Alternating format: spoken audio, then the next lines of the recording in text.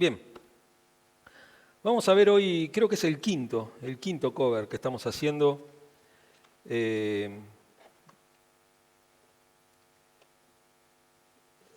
Estamos viendo esto, ¿no? Esto de autores, de pastores que hace siglos, a veces, muchos, pero muchos años, han hablado, han predicado estos sermones y los queremos recuperar. Queremos recuperar esos mensajes. En un momento en el cual el mensaje es, vos podés, un mensaje muy de autosuficiencia, esos mensajes de prosperidad, esos mensajes de pensamiento mágico, de pensar que realmente todo nos tiene que salir bien. Estos autores nos dicen otra cosa, nos dicen que muchas veces los problemas, las circunstancias, las cosas que le pasan a todos los días, a todos nos pasan también a nosotros.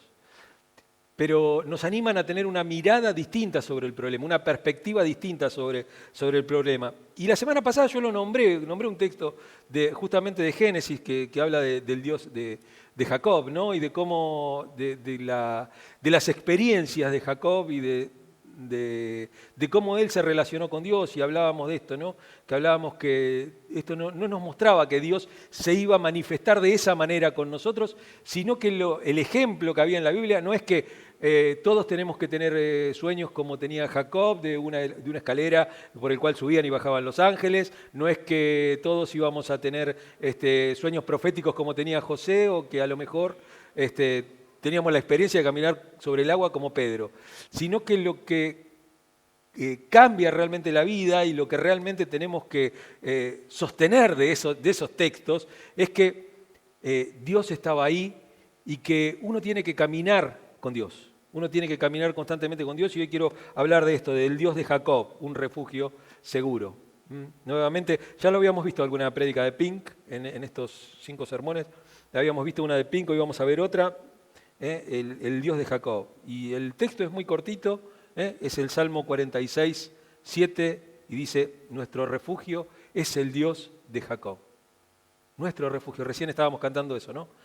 Que ha sido nuestro refugio, nuestra justicia, la justicia nuestra. Y hablemos un poquito de Pink, ¿no? De Arturo Rosa, Arthur Pink, ¿no? Son nombres muy comunes. Son autores del siglo pasado. Él vivió en el 1886, nació hasta 1952. Él es británico. Y fue una persona que, a pesar de no tener estudios teológicos, tenía un profundo conocimiento de las Escrituras. Y tenía una gran habilidad de exponer la palabra de Dios. Hoy hay muchas técnicas, hoy estudiamos homilética, homilética avanzada, predicación creativa, ilustraciones, hay un montón de cosas que nosotros... Inteligencia artificial. Yo utilizo inteligencia artificial para armar los sermones también. Porque te puede leer 25.000 libros que yo no los puedo leer para armar una prédica. Utilizo mucho, la comencé a utilizar hace pocos meses, hace un par de meses, y la verdad que es una herramienta bien utilizada, es genial. Porque toma textos de libros, ¿no? y de prédicas y de sermones y de un montón de cosas, toma muchas ideas y todo, que uno tendría que estar a lo mejor 3 meses para armar ese sermón. Y uno tiene ahí enseguida armado un bosquejo con algunos apuntes, y obviamente uno lo tiene que traer después a su congregación, a lo que uno tiene. Aparte hay algo que estábamos pensando y que estábamos hablando el otro día con otro pastor. Uno cuando predica sobre cosas que ya se predicaron, seguro. No hay nada nuevo bajo el sol en esto. Uno siempre sigue predicando exactamente los mismos sermones, siempre sigue predicando las mismas ideas, porque son esas ideas que están metidas en las Escrituras. Es ese espíritu que tiene las Escrituras, espíritu no como Espíritu Santo, sino espíritu como intención de Dios, de las Escrituras, de enseñarnos algo, de llevarnos para cierto lado. Y lo primero que tenemos que tener en claro, esto lo decía John Stott en una serie de videos, que creo que en algún momento la hemos visto, yo se las pasé, Él dice, si nos vamos a poner de acuerdo, primero vamos a tener que ponernos de acuerdo sobre qué. Vamos, sobre qué punto, sobre qué base nos vamos a poner de acuerdo.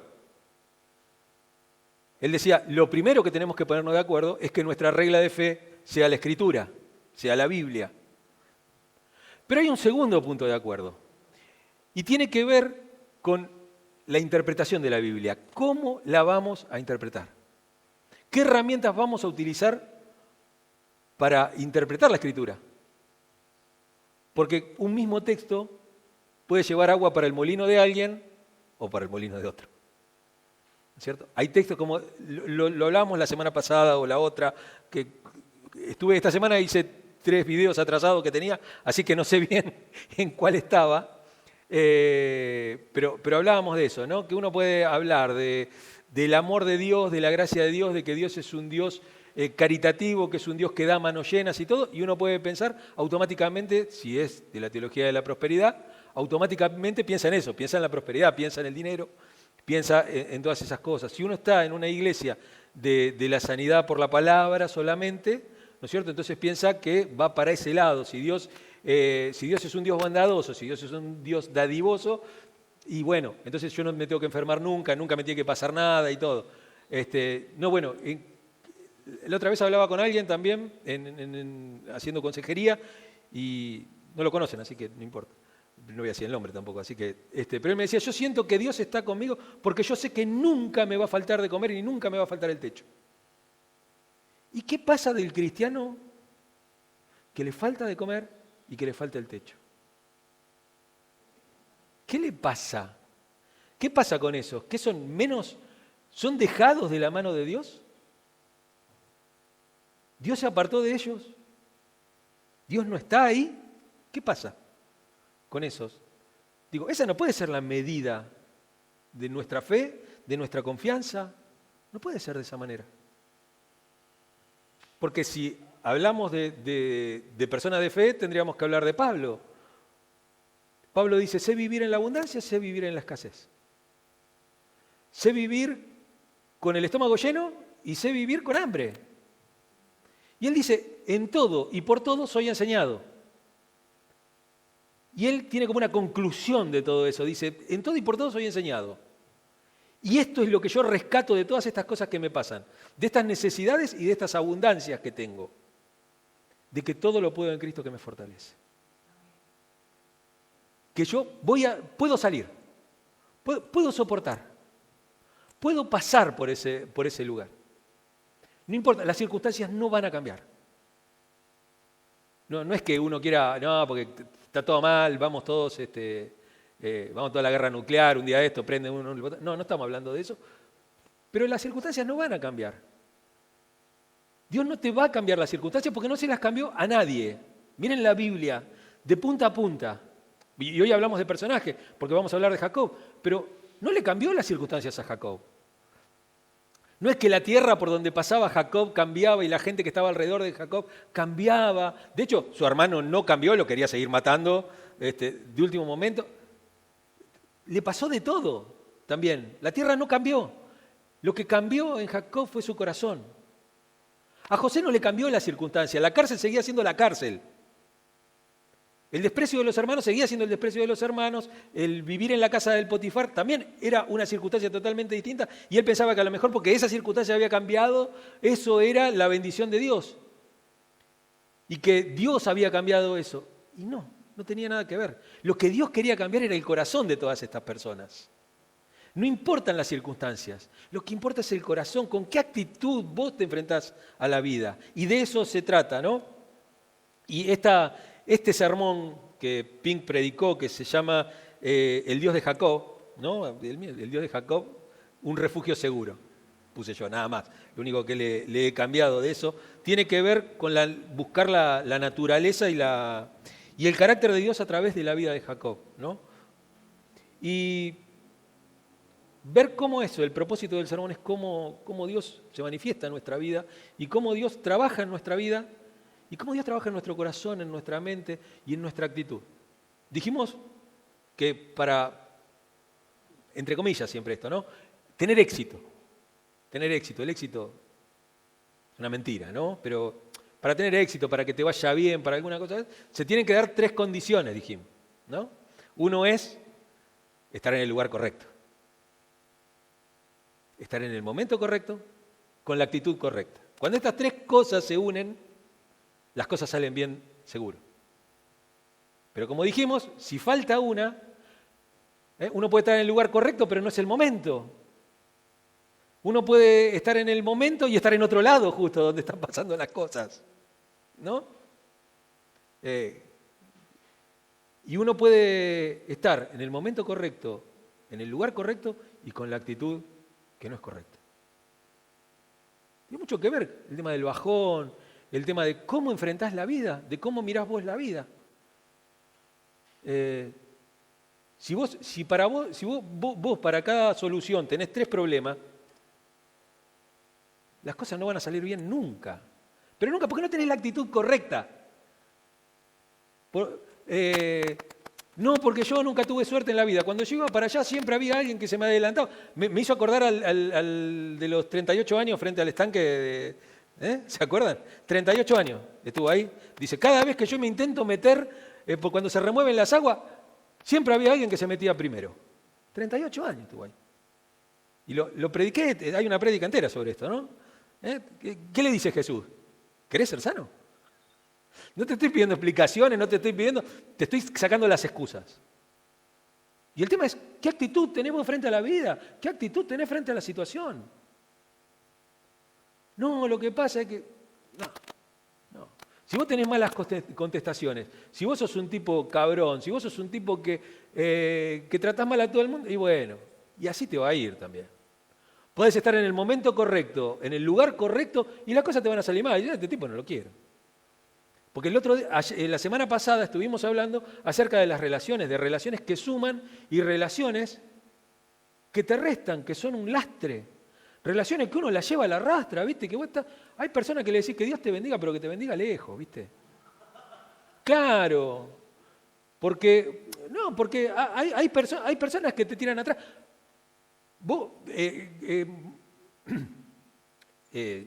Moisés manda 12 personas a ver la tierra prometida. Y hay 10 personas que te tiran abajo. Hay 10 personas que te dicen, no sabés, ahí es todo gigante, todo, no, nos van a matar ahí. Ahí nos liquidan a todos. No, que vamos a ir ahí, no, vamos para otro lado. Vamos a otro lado, vamos a buscar una tierra llena de inválidos. Así le ganamos más fácil. Y vinieron 2 que dijeron, no, loco, esto es, no sabés. Hay incluso ilustraciones, ¿no? Que dice que los racimos de uva los tenían que traer entre 2 personas, de donde crecía, ¿no? Fluía la leche y la miel. Y ellos dijeron, esa es la tierra que queremos. No nos importa quién esté ahí. Son 2 mentalidades distintas. Estaban en el lugar correcto, en el momento correcto, y había 2 que tenían la mentalidad correcta, la actitud correcta, y había 10, no, pero hace 40 años que estamos caminando por el desierto, ahora justo me va a salir algo bien. Y te va a salir mal, seguro. Es como hablábamos la otra vez con mi psicólogo, con el pastor Cristian Pese. Él me dice, a veces viene gente, porque hablábamos también, ¿no? De la gente que viene a la iglesia. No es por vos, Raúl, No es por vos, pero estoy contando. Que vos me dijiste, no pensabas que venías. Yo te dije, sí, yo sabía que venías. Porque uno ya tanto tiempo tiene. Y vos decís, y hay gente que dice, no, pues yo estuve en 20 iglesias, qué sé yo, o él me contaba, me dice, y hay tipo que vienen, dice, no, yo ya tuve 10 psicólogos, bueno, soy el 11, dice él. Y cuando vienen acá y me dicen también, no, yo ya fui a muchas iglesias, y la verdad que estoy desesperanzado, ya. Bueno, listo, te vas a ir, flaco, ya está. Porque no traes una actitud correcta, no traes una esperanza. Y es que el mundo nos está llevando a eso, nos está llevando a la desesperanza. La cultura de la desesperanza hoy, más que la fake news, más que esta cosa wake que hay ahora, ¿no? De la corrección, del progresismo, de todas esas cosas, lo peor de todo es la desesperanza. Nadie cree en nada. Nadie cree en nada. Y no estoy hablando de la fe solamente. Estoy hablando, nadie cree en nada. A todos le encuentran algo negativo. ¿No? Y encima las redes y todo te llevan a eso, porque vos pensás algo y viste que el celular te escucha. Estuviste hablando de que, che, necesito una zapatilla, al rato te empiezan a caer ofertas de zapatillas, ¿no? Bueno, Pero también los buscadores, los algoritmos, todas esas cosas, van viendo lo que vos buscás, entonces te tira cosas que se llama sesgo de confirmación eso, en comunicación. Entonces hay como una... te mandan todas noticias que, viste, yo tenía razón, viste, yo tenía razón, viste, yo tenía razón, viste, yo siempre. ¿No es cierto? Y te llegan todas cosas así. Entonces, como también hay una cultura de la cancelación, todo lo que no me gusta no lo escucho, no me importa. ¿No? Tipo la chilindrina, ¿no? Soy de palo, tengo oreja de pescado. No escucha otra cosa. Yo quiero escuchar lo que yo pienso. Si alguno no piensa igual que yo no puedo debatir con esa persona. No puedo hablar, no puedo ser amigo. Si no estoy de acuerdo en un 100% con la persona, bueno, te vas a quedar solo. Te vas a quedar solo en la vida. Y eso es lo que nos está pasando. Nos estamos quedando solos. Las iglesias se están vaciando también. Porque la gente no... Antes las familias completas venían a la iglesia. Hoy no viene nadie y dice, yo miro el culto a la hora que quiero, lo miro por internet, me congrego acá, mañana me congrego allá, no echo raíces en ningún lado. ¿Para qué voy a tener un ministerio? ¿Para qué voy a hacer esto? ¿Para qué voy a hacer el otro? Hace 20 años que nosotros venimos peleando con Fer, hace 24 años que estamos juntos, y hace 24 años que en las iglesias, en todas las iglesias no tuvimos problema con los músicos. Antes los músicos se peleaban por tocar. No, ninguno. Son todos estrellas, nadie quiere tocar, nadie quiere tener un compromiso. Predicadores, yo estuve 8 años en el seminario, más o menos, el tiempo que estuve entre estudiar y después ser profesor y trabajar ahí. Y de todos los pibes que iban, primero que cada vez iban menos chicos al seminario. Era todo por ósmosis, ¿viste? Todo, pensaban que abrían la Biblia y la Biblia les hablaba, entonces la incorporaban por ósmosis. Pero de todos los pibes que estudiaban, vos le preguntabas a alguno, ¿quién quiere ser pastor acá? Ninguno. No quería ser pastor. Es grave el problema. Entonces, digo, tenemos que cambiar nuestra actitud, ¿no?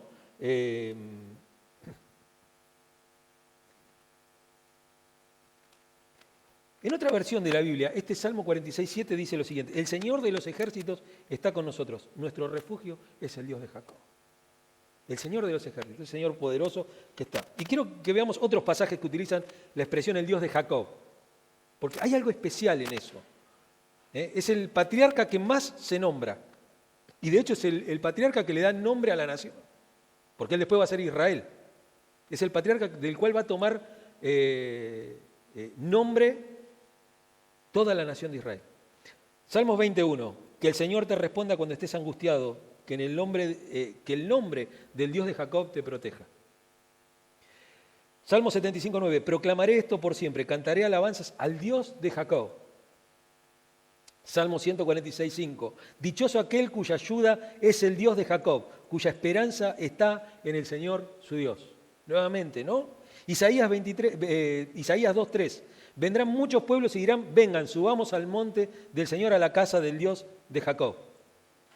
Y en el Nuevo Testamento Jesús toma nuevamente esto y toma una frase que yo utilizo bastante cuando les hablo de no encapricharse con cómo actúa Dios en la vida de cada uno, con el tema de los testimonios, siempre lo hablo y todo, ¿no? Porque uno cuenta su testimonio y dice, Dios va a ser igual con vos. No, Dios no trata a todos por igual.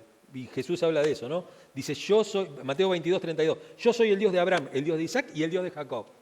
No dice, yo soy el Dios de Abraham, Isaac y Jacob.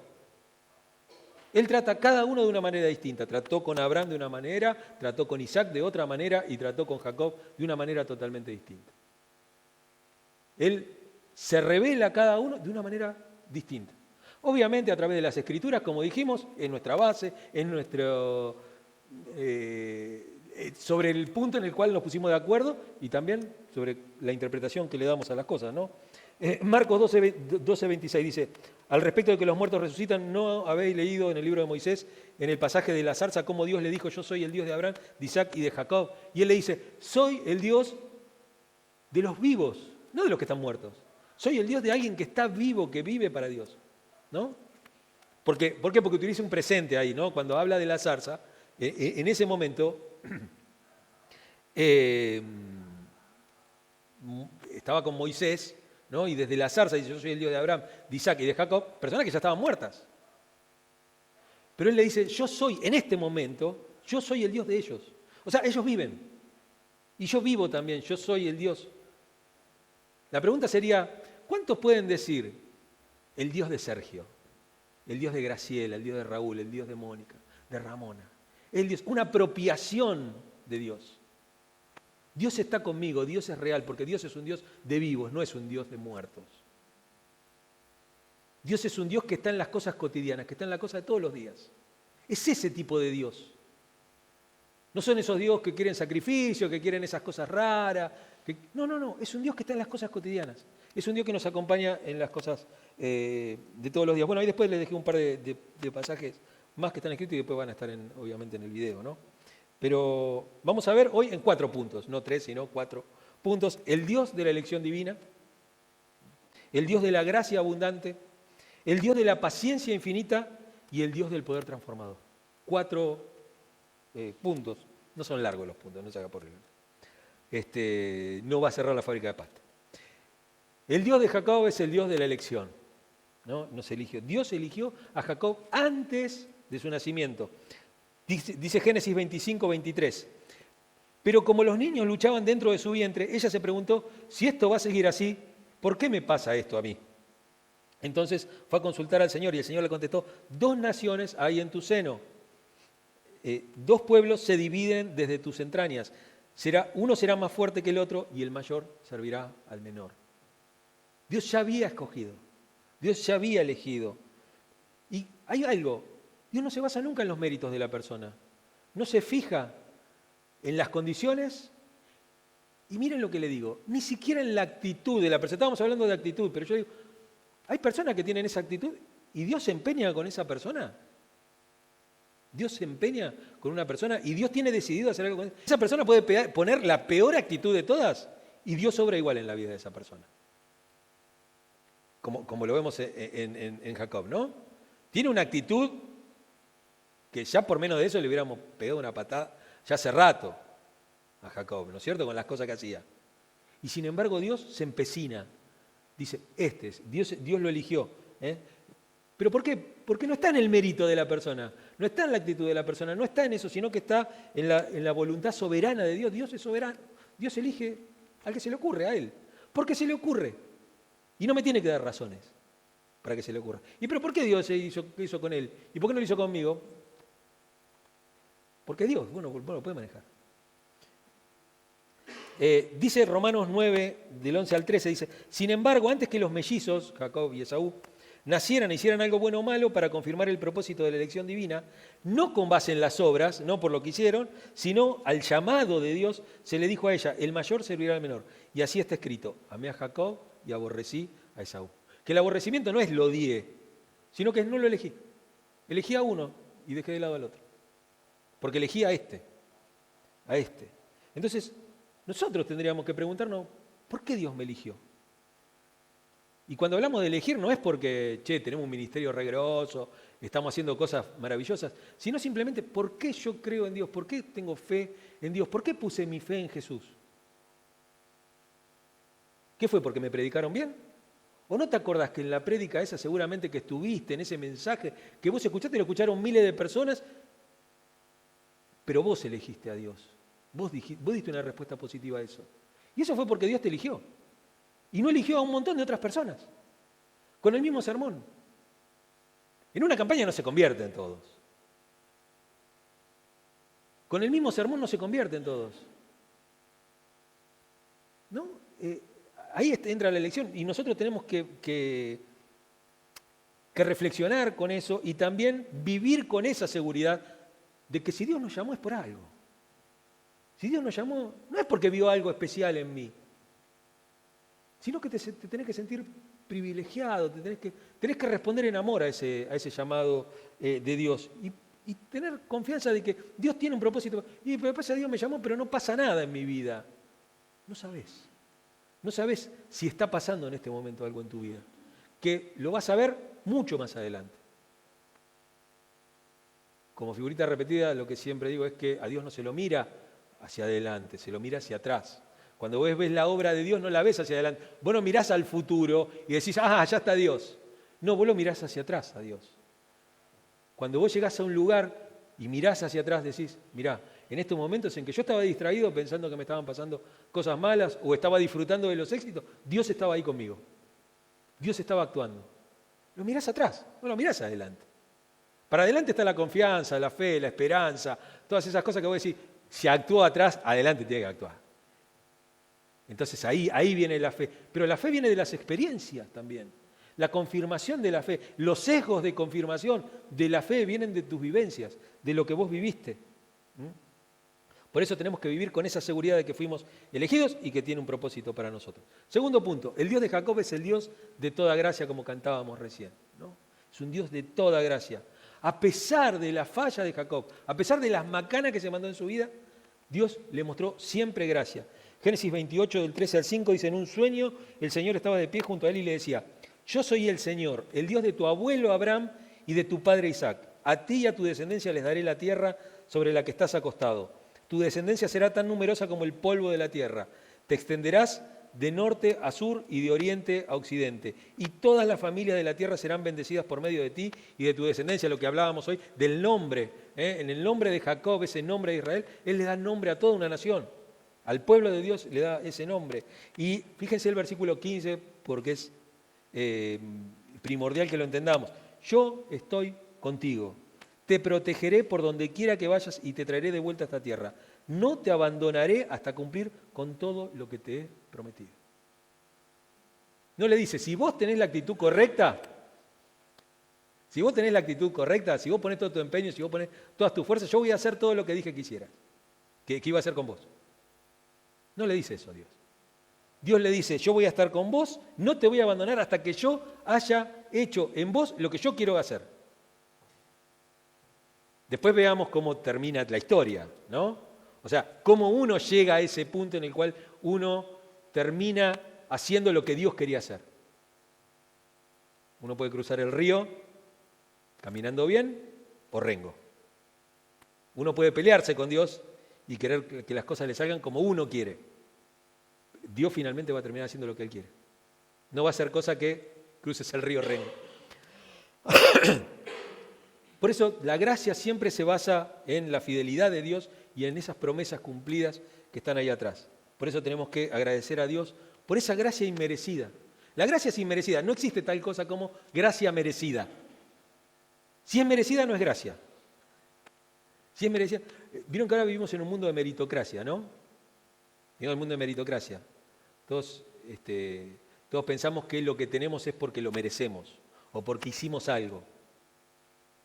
¿Cuántas personas hicieron las mismas cosas y no les salió? No, a todos le pasa lo mismo. No. Hay muchas circunstancias en el mundo, muchas cosas que pueden pasar que te pueden hacer desviar. ¿No es cierto? Esa teoría del caos, ¿no? De que todo está revuelto y de que es así. Dios no ha cambiado el azar, por ejemplo. Se cayeron las Torres Gemelas. ¿Cuántos cristianos había dentro de las Torres Gemelas? Lamia. Un pastor con un ministerio súper taxista, el pastor. Iba manejando frente a Lamia, vio, voló justo. Reconocieron que había muerto porque encontraron un dedo, ¿no? De un pie creo que era, ¿no? Media pierna encontraron en un... Bueno. Un pastor que tenía un ministerio súper, o sea, era un ministerio revolucionario en esa época. Conocido nuestro, conocido de Fer, sobre todo, yo no lo conocí. Pero y en la voladura del AMI, vos decís, iba pasando por la puerta. ¿Viste? Y vos decís, ¿no? Uno piensa a veces que las cosas malas o hay cosas que les pasan a las personas y vos decís, y bueno, porque era malo, porque era esto. No hay mérito, no hay tal cosa como la meritocracia. Una es que Dios ha librado cosas al azar y que las ha dejado de esa manera, aún en su omnipotencia, que Él puede hacer de la forma como quiera. Sin embargo, las ha dejado de esta manera, para que nosotros la vivamos de esa manera. pero tiene un propósito para nuestra vida. Y entendamos también, extendamos también esa gracia hacia los demás. Si Dios tiene esa paciencia conmigo, si Dios es tan paciente conmigo, ¿cómo yo no voy a ser paciente con los demás? ¿Cómo no voy a entender a los demás? Si Dios me entiende, o si Dios a pesar de todo camina una milla más conmigo. Porque Dios camina siempre una milla más con nosotros, ¿no? ¿Por qué no lo haríamos con otro? Tercer punto, el Dios de Jacob es el Dios de la infinita paciencia, cosa que nos falta. Dios mostró mucha paciencia con Jacob a lo largo de su vida, incluso cuando Jacob falla continuamente. Génesis 31:3 dice, entonces el Señor dijo a Jacob, vuélvete a la tierra de tus padres, donde están tus parientes, que yo estaré contigo. Jacob se había movido de donde estaba y le dice, no, volvé a la tierra de tus parientes, donde yo te puse, andá de vuelta ahí. Y Dios le dijo a Jacob, sube a Betel y quédate a vivir allá. Otra vez, lo guía a Dios, ¿no es cierto? Erige allí un altar a Dios que se te pareció cuando escapabas de tu hermano Esaú. Porque toda esta historia tiene un trasfondo que yo lo voy a hacer en otra prédica. Tiene todo un trasfondo, vamos a contar la historia de Jacob, porque hay que contarla. Porque la historia de Jacob es preciosa. Te da bronca a veces, porque vos decís, Jacob, dale, ponte la pila. No te das cuenta que así no va la cosa. Pero la forma en la que Dios actúa con Jacob y la paciencia que le tiene es única, es única. Por eso tenemos que meditar en la paciencia de Dios, en cómo Dios nos tiene paciencia, cómo nos guía con amor y con paciencia, no a los palos y a los cachetazos. A veces sí, pero digo, cómo nos guía con amor, con paciencia, siempre está ahí y todo. Porque uno dice, ay, qué mal padre, le pegó un cachetazo al hijo, uy, qué mal le pegó, qué sé yo. Bueno, si fuera así, hoy te denuncian, ¿viste? Pero mi vieja gastaba el palo de escoba en el lomo, ¿viste? Pero uno piensa, ¿y qué? ¿Pero lo hicieron por falta de amor? ¿O lo hicieron para corregirte, no? Tu vara y tu callado me infundirán aliento. No quiere decir que hay que pegarle a los chicos. No, hoy le saca el celular y les duele más. Sacale el celular una semana, vas a ver cómo. ¿Te pongo la mesa, mamá?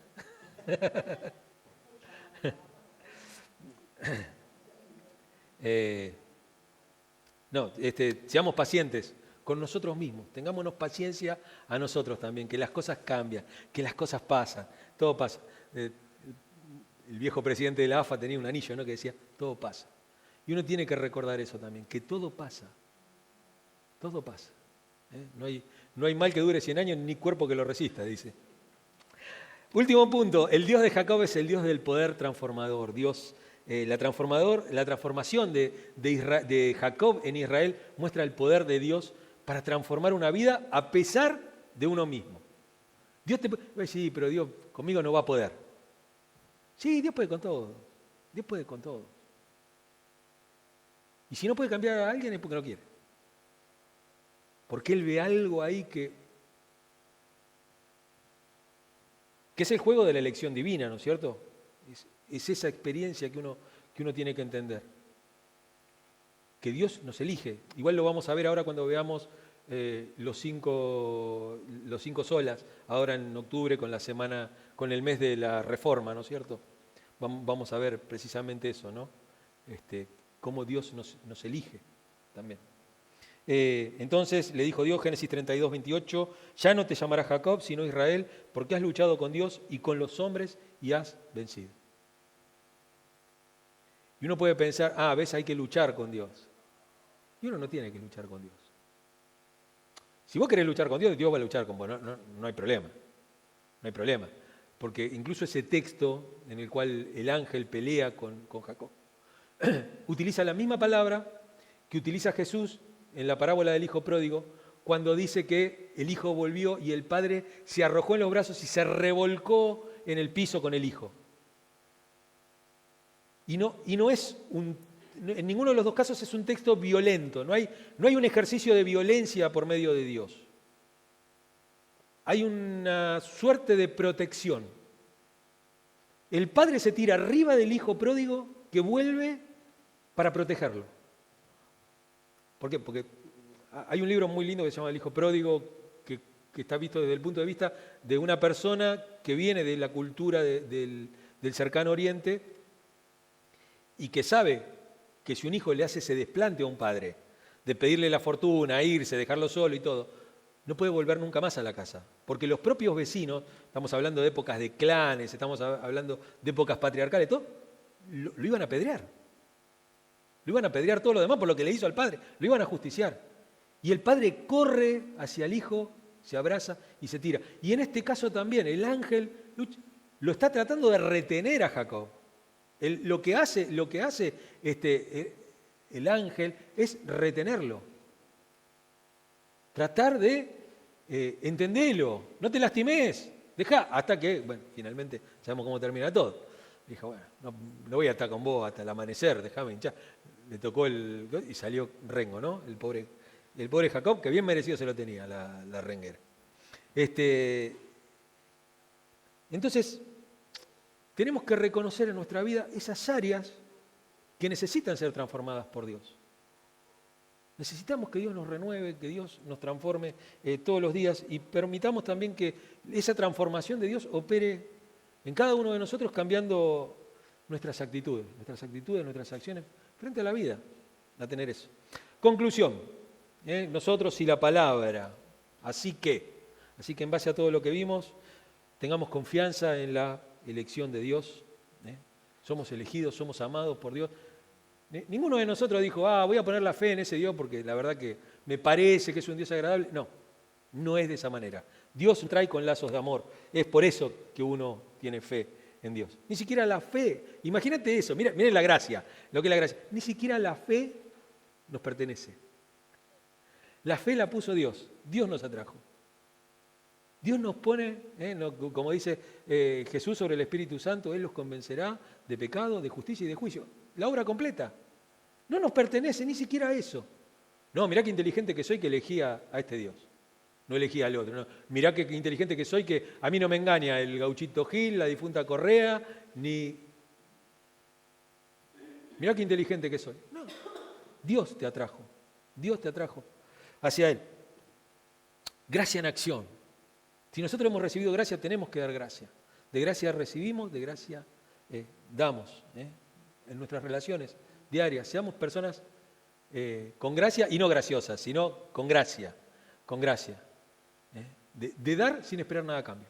Eso. Y tengamos paciencia transformadora. Seamos pacientes. Dios está trabajando con nosotros. Dios está trabajando. Aquel que ha comenzado la buena obra la va a terminar. ¿Pensás que Dios va a terminar la buena obra en vos? Tenemos que ser pacientes, tenemos que tener paciencia y tratar de estar en sintonía con Dios para estar en el momento correcto, en el lugar correcto y con la actitud correcta, para que Dios obre un milagro transformador en nuestra vida. Amén.